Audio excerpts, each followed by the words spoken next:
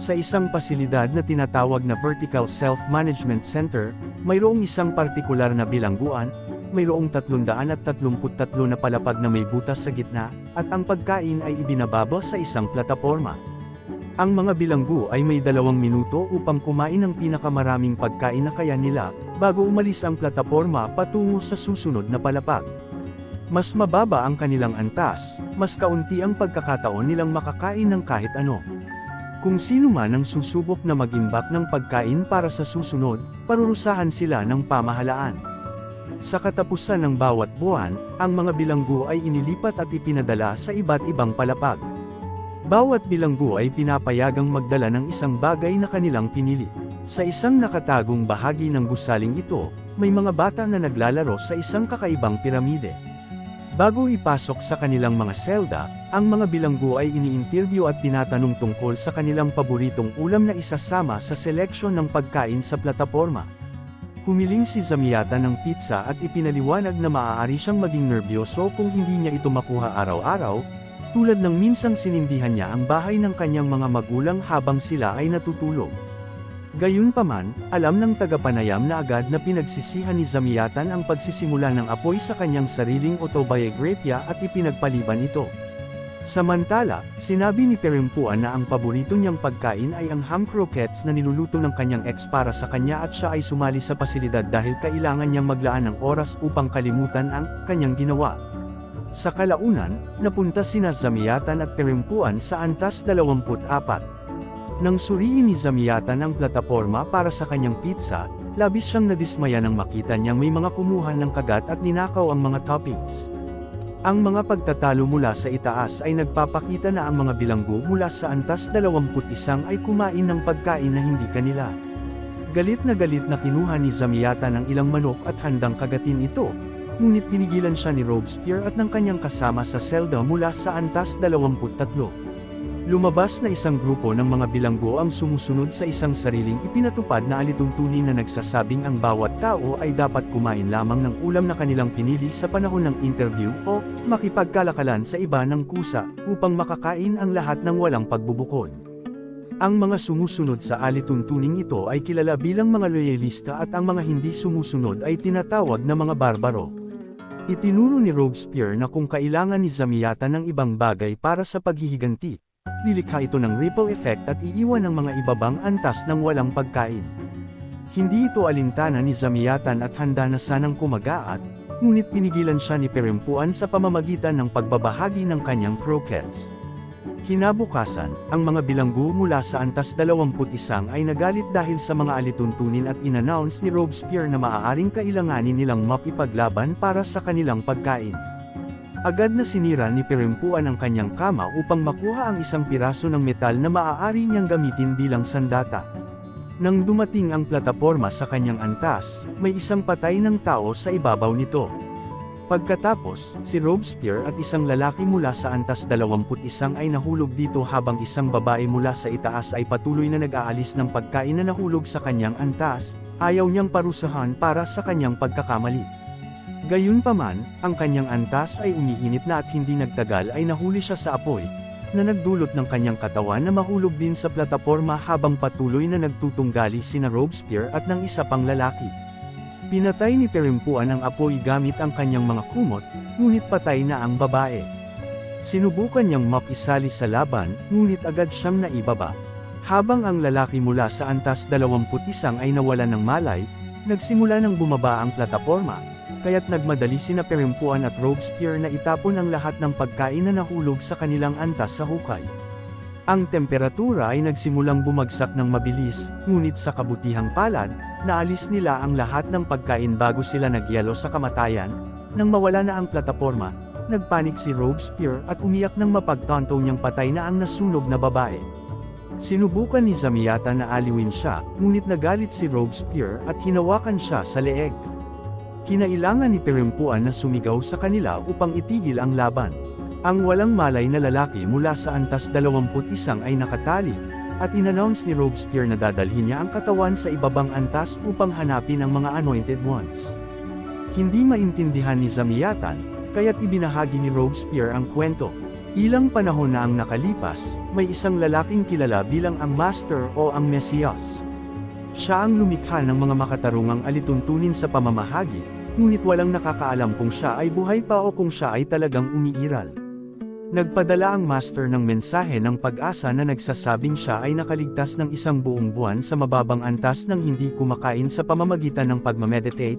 Sa susunod na buwan, nagising siya sa pinakailalim, kung saan hindi umabot ang pagkain, kaya't pinili niyang maging kanibal at pinakain ang mga nangangailangan gamit ang kanyang sariling binti. Ang mga kumain ng laman ng Master ay tinawag na mga Anointed Ones, at mula noon, ipinamahayag nila ang mensahe ng Master ng pagkakaisa. Hindi naniniwala si Zamyatan sa kwento at sumigaw na hindi siya kumain sa loob ng 2 araw bago magdilim ang ilaw. Hindi pinansin ni Robespierre ang pang-aasar at itinapon ang katawan ng nasunog na babae sa hukay. Habang bumabagsak ito, tumama ang katawan sa mga gilid ng iba't ibang antas at nagsimulang mabasag. Sa huli, ang lahat ng piraso ay bumagsak sa ilalim, kung saan kinukuha ng mga kanibal ang mga ito upang kainin. Kinabukasan, nagdala ang platform ng pizza na gusto ni Zamyatan at sa wakas ay nakakain siya. Kumain si Robespierre ng kanyang ulam at itinapon ang pagkain ng mga patay na bilanggo sa banyo. Ipinaliwanag niya na tinatapon nila ang mga tira upang maiwasan ang gulo. Ngunit nang walang nakatingin, kumain din si Zamyatan ng kaunti. Sa bawat araw, lalo silang lumalapit sa isa't isa at nagsimula silang tulungan ang isa't isa sa mga personal na bagay, tulad ng pag-aalaga at pagbabahagi ng kanilang pagkain. Upang mapanatiling abala ang sarili, nagdedudaw si Parampuan sa pader gamit ang mga pang-ahit. Sa huling araw ng buwan, inimbitahan ni Parampuan si Zamyatan na mag-drawing din sa pader, subalit sinabi niyang mas interesado siya sa agham at inialay ang karamihan sa kanyang buhay sa pag-aaral ng matematika. Nagsulat si Zamyatan ng isang equation sa pader at ipinaliwanag na nagpasya siyang huminto dahil ang solusyon ay isang imahinasyong numero. Napagpasyahan niyang kung tatanggapin nila ang isang bagay na walang pisikal na realidad bilang tamang solusyon, hindi na siya makakapagtiwala sa matematika muli. Nang araw na iyon, iniwan niya ang kanyang trabaho sa unibersidad, ang kanyang pananaliksik, at iniwan ang kanyang pamilya upang bumalik sa bahay ng kanyang mga magulang. Nang gabing iyon, narinig nila na umabot ang pagkain sa antas 175 na hindi pa nangyari noon. Nagsimula ang lahat na magsaya, at humiling si Parampuan kay Zamyatan na makipagsayaw sa kanya. Matapos ang ilang pag-aalinlangan, pumayag siya at nag-enjoy silang magkasama. Kinabukasan, nagulat si Zamyatan at Parampuan nang magising sila sa antas 180. Nang dumating ang platform, wala itong pagkain. Dumaan ang mga araw at kailangang pagtiisan ng duo ang kanilang gutom. Muli, nagdedudaw si Parampuan sa mga pader upang mapanatiling abala ang sarili. Ang napiling bagay ni Zamyatan ay isang lighter, at patuloy niya itong ginagamit upang sunugin ang kanyang mga damit para lamang sa kasiyahan. Sa kalaunan, nagsimula na siyang magkaroon ng mga paso sa kanyang balat at kailangan siyang pigilan ni Parampuan. Biglang nagsuka si Zamyatan ng maraming dugo, na nagpapakitang siya ay may sakit, kasabay nito, may isang ulo na nahulog mula sa butas. Ang mga boses mula sa itaas ay nag-anunsyo na may mga anointed ones na bumababa sa mga antas upang patayin ang mga barbaro. Patuloy ang mga araw na lumilipas at nakatuon si Parampuan sa pag-aalaga kay Zamyatan habang ang mga tao sa ibaba nila ay nagsisimulang magmukhang payat. May mga bahagi ng katawan na patuloy na nahuhulog mula sa butas, mukhang patuloy ang laban ng mga anointed ones. May mga mensahe mula sa itaas na nagsasabing sila ay lumalapit at may listahan ng mga barbaro na nais nilang hulihin, kabilang ang isang matabang lalaki mula sa antas 24 na kumain ng pagkain ng mga patay upang protektahan ang kanyang kasama. Sinabi ni Parampuan na dati silang nasa antas 74. Noong gabing iyon, iniisip ni Zamyatan ang interview. Sinubukan niyang sabihin na napunta siya sa pasilidad dahil natatakot ang mga tao sa kanya, pero alam ng tagapanayam ang totoo. Nag-drop out si Zamyatan sa paaralan sa edad na 16, lahat ng kanyang ideya sa negosyo ay nabigo.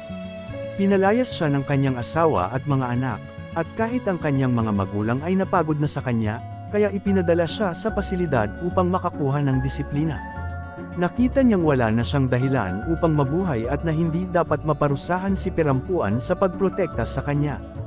Gumamit si Zamyatan ng kanyang lighter upang magpakamatay. Umiyak si Perampuan habang pinapanood ang kanyang katawan na nahulog sa butas. Ang mga tao sa mas mababang antas ay nagtatangkang hulihin siya, umaasang magkakaroon ng karne, ngunit halos masaktan din sila ng mga apoy, kaya't binitiwan nila ito. Ang katawan ay bumagsak sa ilalim, at naghintay ang mga cannibal na mawala ang apoy bago kumain. Sa simula ng bagong buwan, nagising si Perampuan sa antas 51 kasama si Natalia, na pumili ng mga plum bilang kanyang pagkain at isang unan bilang kanyang bagay. Nawawalan din siya ng isang braso. Nang dumating ang platform, wala na ang mga plum, ngunit napagsalita ni Perampuan si Natalia na sundin ang mga patakaran sa gabi. Nakaranas si Perampuan ng hallucination na nandoon si Zamyatan sa kwarto kasama niya. Di nagtagal, may isang ulo na nahulog mula sa butas at nalaman ng mga babae na may isang anointed na kilala bilang Dagon Bobby na pinapatay ang mga barbaro sa paligid. Sinasabi ng mga patakaran na tanging ang mga bilanggo na direktang nasa itaas ng antas na may barbaro ang dapat bumaba upang parusahan sila. Ngunit sa susunod na pagdating ng platform, tumalon pa rin si Natalia dito upang sumali sa laban. Nais ni Perampuan na mag-iiganti para kay Zamyatan, kaya't nagpasya siyang sumama habang bumababa ang platform. Habang tumataas ang bilang ng mga bilanggo na sumusuporta sa kanilang layunin, umabot sila sa isang antas na may isang barbaro na tinatawag na Oscar. Siya ang unang umatake at sinaksak ang isang tao sa platform. Nagkaroon ng isang marahas na laban na nag-iwan sa lahat ng duguan at may mga pasa. Matapos ang maraming suntok at sipa, nagkunwari si Oscar na sumuko, ngunit tumalon siya sa platform ng malapit na itong umalis. Isang nag-aalab na Natalia ang tumalon din at sinimulang batuhin si Oscar, kaya't dinala siya ni Oscar pababa at naghanda siyang saksakin ito. Sa sandaling iyon, bumagsak si Perampuan sa platform habang humihinto ito sa susunod na antas, at nailigtas niya si Natalia. Isang bilanggo ang tumalon kay Oscar at sinimulang sakalin siya, ngunit sa kasamaang palad, nakuha rin siya ni Oscar at natisod. Kaya't pumasok si Perampuan upang simulan ulit ang pagbubugbog sa kanya. Nagsimula nang umiyak si Oscar at ipinaliwanag na wala siyang ginawang masama. Mahigit 1 taon na siyang nasa pasilidad at kailangan niyang kumain ng kahit ano para makabawi. Gusto lang niyang mabuhay tulad ng lahat. Nakuha ni Perampuan ang awa sa kanya at pinahintulutan siyang makatakas sa platform, pinigilan si Natalia nang subukan nitong pigilan siya. Nang gabing iyon, ipinaliwanag ni Natalia na 6 na buwan na siyang nasa pasilidad. Nang dumating siya, ipinaliwanag ng kanyang kasama sa selda ang mga patakaran at pumayag siyang sundin ang mga ito kahit na hindi niya ito nakita bilang makatarungan. Ngunit makalipas ang ilang panahon, nakakita sila ng isang namamatay na batang lalaki at binigyan siya ng pagkain mula sa isang patay na bilanggo upang iligtas siya. Kinabukasan, dumating si Dodge Bobby upang parusahan sila. Kinuha niya ang braso ni Natalia at pinatay ang kanyang kasama sa selda sa pamamagitan ng pagtali sa kanya sa ilalim ng plataporma, pinapayagang kainin siya ng mga kanibal sa dulo ng hukay. Nang araw na iyon, napagtanto ni Natalia na walang sinuman ang nakakalabas sa pasilidad at ang kaligtasan ay isang ilusyon. Ang tanging paraan upang makaligtas ay sa pamamagitan ng pagtakas, at iniisip ni Natalia na maaari itong magawa kapag ang mga bilanggo ay ginamitan ng gas at inilipat-lipat sa katapusan ng buwan. Kung maaari nilang gawing pekeng pagkamatay, itatapon ang kanilang mga katawan ng pamunuan sa labas ng pasilidad. Ngunit naniniwala si Natalia na magagawa niya ito sa pamamagitan ng pagkain ng oil painting na dinala ng isang bilanggo bilang kanilang item, ngunit hindi niya alam kung anong antas ito naroroon. Ilang araw ang lumipas, nakita nila ang isang lalaki na nakatali sa ilalim ng platform, na nangangahulugang papalapit na si Dagon Bobby kasama ang kanilang grupo. Kaya't kinumbinsi ni Natalia si Perampuan na bumaba upang makaiwas sa kanila. Sa kasamaang palad, sa oras na iyon, huminto ang platform at dumating si Dagon Bobby, at ang kanilang mga tagasunod. Sa simula, nagpapanggap siyang mabait at pinapayagan silang kumain ng kaunti, ngunit sa sandaling umalis ang platform, pinakuha ni Dagon ang ilan sa kanyang mga tao para hulihin si Natalia, Perampuan, at ang mga kasama nilang bumaba upang makipaglaban. Kinabukasan, nag-alok si Dagon ng mahabang talumpati tungkol sa kung paano dapat sumunod ang mga tao sa batas at hindi ito bigyang kahulugan. Ayon sa kanya, ang paggawa ng mga exception ay isang dahilan lamang para maging disloyal, at ipinakita pa niya na wala siyang mga mata, na tila patunay ng kanyang punto. Pagkatapos, hinuberan ng grupo si Natalia at itinali siya sa ilalim ng platform upang ipadala sa mga cannibal. Si Perempuan ay pinigilan at ang kanyang braso ay nakaunat sa ibabaw ng pit, kaya't nang bumaba ang platform, naputol ito. Samantala, sa misteryosong silid, patuloy na naglalaro ang mga bata at tila dumarami sila. Sa susunod na buwan, nagising si Perempuan sa antas 72 at nakilala ang kanyang bagong kasama sa selda, si Tram Agassi, na ang bagay ay isang kutsilyo. Ang kanyang pag-iral ay nagpapakita na ang kwentong ito ay nangyari bago ang unang pelikula. Nang dumating ang plataporma, kumain si Tram Agassi nang hindi sinusunod ang mga patakaran, tapos na si Perempuan sa hindi makatarungang katarungan at tumalon siya sa plataporma. Inaanyayahan si Tram Agassi na sumama habang sila'y bumababa. Nakumbinsi ni Perempuan ang mas marami pang barbaro na sumama sa kanya, kabilang si Oscar. Marami sa mga tao ang galit sa mga loyalista kaya't mabilis na napuno ang plataporma. Ilang level mamaya, inannounce ni Perempuan na sapat na ang kanilang grupo at bumaba sila sa plataporma. Doon, naipakita na ang kilalang pintura ay nasa selda na iyon at ang paghahanap dito ang naging layunin ni Perempuan mula pa sa simula. Ang pagre-recruit ng mga kapwa barbaro ay naging paraan lamang upang makakuha ng proteksyon. Kinabukasan, sinigurado ni Dash Bobby na walang laman ang plataporma bago ito umabot sa level ng grupo ni Perempuan. Ipinaliwanag niya na maghihintay siya hanggang sa humiina sila bago sila atakihin at patayin, pero isa sa alang-alang niya ang awa kung susuko sila ngayon. Nagkaroon ng argumento kung paano dapat umusad, at ilang barbaro ang umalis patungo sa mas mababang level. Biglang pinutol ni Tram Agassi ang argumento sa isang ideya, dapat silang lahat bumaba at hanapin ang mga loyalista. Gustong-gusto ng grupo ang ideya at habang nagse-celebrate sila, naaalala ni Perempuan ang kanyang kwento sa panahon ng interview. Dati siyang mahalagang artist at ang pintura na hinahanap ni Natalia ay kanyang object mula sa simula. Ang kanyang fiancé ay may anak mula sa ibang kasal, at aksidente siyang napatay nito. Sa susunod na paggising ni Perempuan, natikman niya ang karne sa kanyang bibig. Tinanggihan niya ang pagkain ng laman ng tao, pero naging sobrang payat siya kaya't may isang babae ang nagpakain sa kanya upang makatulong sa kanyang paggaling. Nakikita niya ang mga hallucination ng lahat ng kanyang mga nawawalang kaibigan. Wala nang pagpipilian si Perempuan kundi simulan ang pagkain ng karne na inaalok ng mga barbaro. Ilang sandali ang lumipas, papalapit na ang plataporma, at habang ang lahat ay naghahanda na makipaglaban, itinatago ni Perempuan ang pintura sa kanyang pantalon na napansin ni Oscar. Dumating ang plataporma na may maraming kutsyon, na biglang nahulog, na naglalantad kay Dagan Bobby at sa kanyang grupo ng mga loyalista, na agad na umatake. Nagsimula ang isang malupit na laban. Nagsimula ang dalawang panig na magpatayan ng walang awa, tinatakpan ng buong lugar ng dugo, kaya't naging mahirap malaman kung sino ang kanilang pagkakilanlan. Hindi sinasadyang nataga ni Tram Agassi ang isang babaeng gusto niya, at sa pagkabigla at trauma, nagpasya siyang tumigil sa laban at nagtago sa ilalim ng kama. Samantala, nakaupo si Oscar sa ibabaw ni Perempuan at sinimulang saktan siya.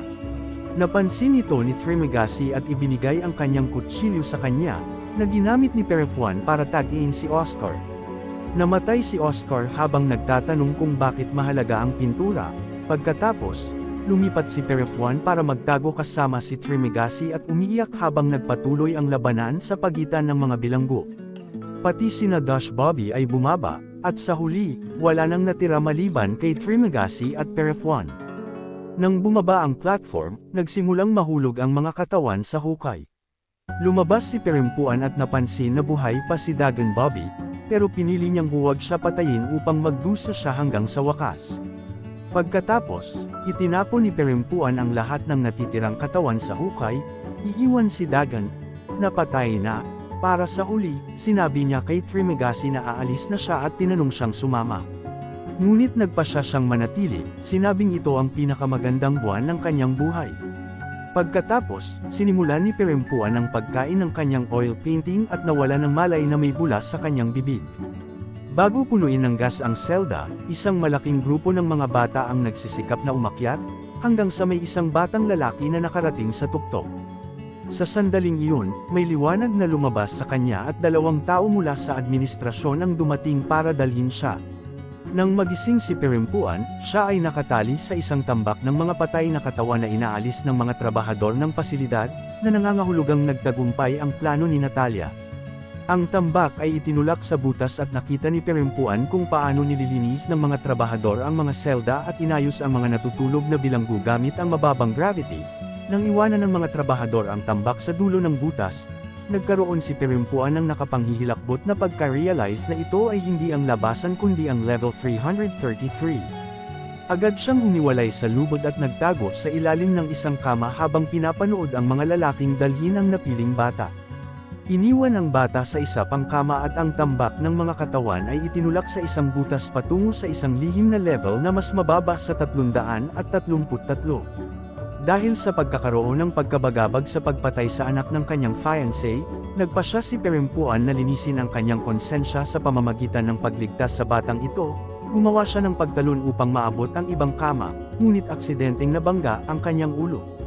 Kinuha niya ang bata at sinubukang umalis, ngunit ang grabidad ay naging problema pa rin, na nagdulot sa kanya na muling mabangga ang kanyang ulo hanggang sa mawalan siya ng malay. Muling lumitaw si Pirimpuan sa platform kasama ang bata sa gitna at isang grupo ng mga cannibal na handang kainin siya. Binigyan siya ng isang tao ng kutsilyo na parabang iniimbitahan siyang pakainin ang bata, ngunit sa sandaling iyon, nagising siya na sumisigaw. Sila na lang ng bata ang nasa level 333, at hindi nagtagal, dinala sila ng platform pababa sa napakadilim na ilalim. Maya-maya, pinalibutan siya ng mga cannibal, ngunit hindi siya inatake dahil sa bata. Ipinaliwanag nila na dapat manatili si Pirimpuan dahil tapos na ang kanyang paglalakbay, at tanging ang mga bata lamang ang pinapayagang makabalik sa itaas. Tinulungan siya ng mga cannibal na bumaba sa platform at pinanood kung paano ito nagsimulang umakyat muli. Dinala ang bata sa mga bagong bilanggo. Habang lumipas ang panahon, parami ang mga bilanggo na dumarating sa ilalim sa ibabaw ng platform na may dalang bata. Mukhang ginagamit ng pasilidad ang mga bata bilang kasangkapan upang manipulahin ang mga bilanggo, gamit ang mga ito bilang peking simbolo ng pag-asa o upang pigilan ang sinuman na subukang makatakas. Kasama sa pagtatapos ng pelikula ang pagdating ni Goring na may dalang batang babae habang nakikita ang isang hallucination ni Trim Agassi, bumaba si Goring sa platform para makaalis ang batang babae. Sa sandaling iyon, natagpuan ni Pirimpuan si Goring at niyakap siya at nagsiwalat na siya ang kanyang asawa.